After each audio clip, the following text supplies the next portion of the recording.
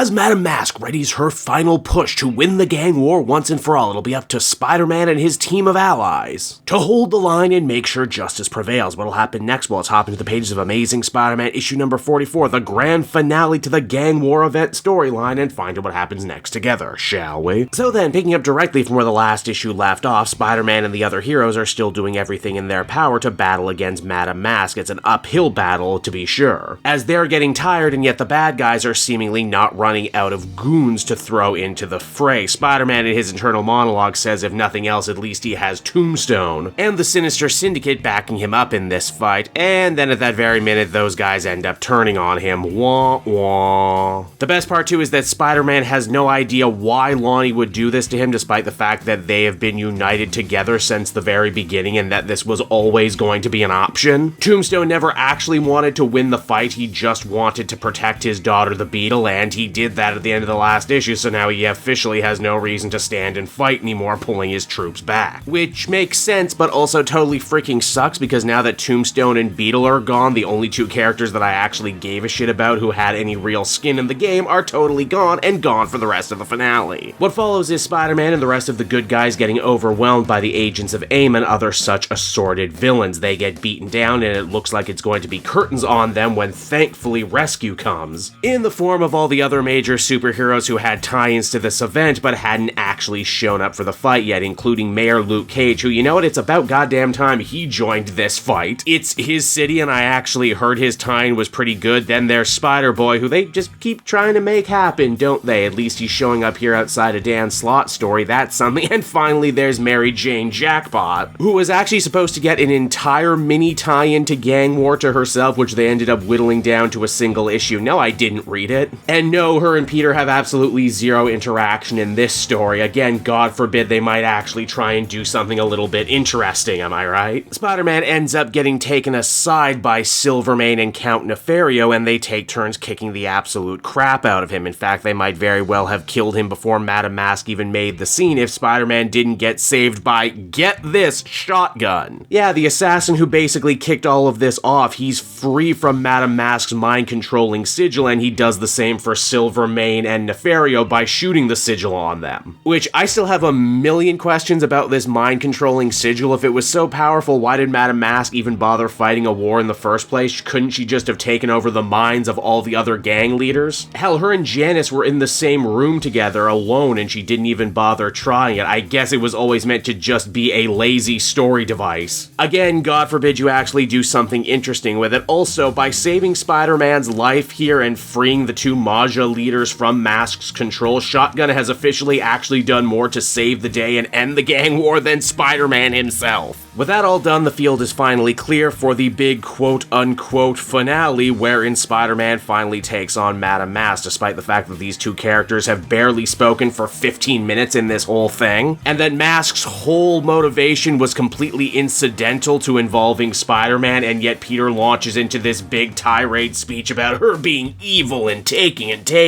and how he's gonna take her down for the good of the city. Again, I don't understand where all of this passion is coming from on Peter's account. It's just hilariously misplaced and made even worse by the fact that they frame it as Spider-Man learning some sort of lesson that he was supposed to learn. Seriously, what was his arc for this story supposed to be? Like, Miles gives him a hard time in the beginning of this story for being a flaky mentor, but Miles and Peter actually work that out over in the Miles book, so again, I don't know what Peter was supposed to learn here. What's even dumber, though, is just how simply Spider-Man is able to take Madame Masque down. He defeats her by gunking up her new weaponry with webs, which is ridiculous because that stuff was built by the Rabble, a woman who fights another Spider-Man on a regular basis and would know to make her stuff web-proof, but again, dumbass contrivances. And with that, the war is over. Yay, Shang-Chi and Danny Rand also show up because they also had some tie-ins, so I guess we need to build some connective tissue. We hear that they had an amazing fight against tanks that we just never got to see. In fact, apparently a lot of really cool stuff happened off-panel where we never got to see it, like the big thing, Fisk's Law actually got repealed. So yeah, there you go, you can officially say that Gang War did something, despite the fact that Fisk's Law was never really an issue in any story outside the Daredevil books. And heroes like Spider-Man basically just did whatever the hell they wanted to anyway, and none of this is going to affect future stories, but hey, something happened, right? and also Robbie's awake. Again, in another scene that tries way too hard to be wholesome, Peter talks about what good friends him and Robbie are and how none of this would be possible without him, because getting rid of Fisk's law was his idea, even though if Peter actually paid attention and actually did care what was going on with Robbie, he would know that the only reason he did that was to try and distract from his own imploding marriage with Janice, which was still not fixed by the end of this story. In fact, Janice the Beetle went completely MIA after the fight, and Spider-Man didn't even bother to go looking for her, despite the fact that him and Robbie are such good friends. But hey, I guess if Peter can't be in a stable romantic relationship, then no one in this book can be. What's even more confounding, though, is the ultimate fate of Tombstone. With Madame Masque defeated and Tombstone being the last man standing, he is now officially the brand new kingpin of crime in New York. He's not sure whether his daughter will ever come back to New York, and we also learn that in her stead, the Sinister Syndicate has decided to pledge fealty to Tombstone, which doesn't make a lick of fucking sense if you know the characters.